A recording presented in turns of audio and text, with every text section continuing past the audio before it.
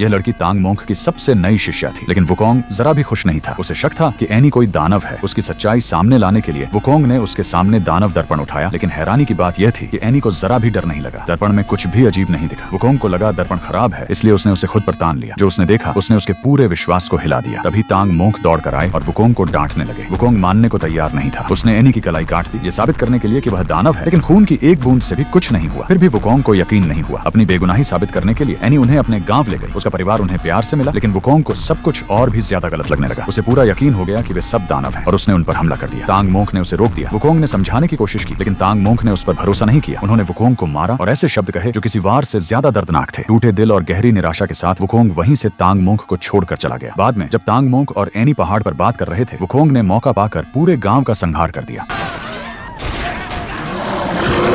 जब तांग मोंक लौटे तो गांव पूरी तरह तबाह था। वुकोंग अब भी एनी को मारने जा रहा था। तांग मोंक ने उसे काबू में करने के लिए मंत्र पढ़ना शुरू किया, लेकिन वुकोंग ने उनका मुंह ही बंद कर दिया। फिर उसने अपना सारा दर्द और गुस्सा तांग मोंक पर निकाल दिया।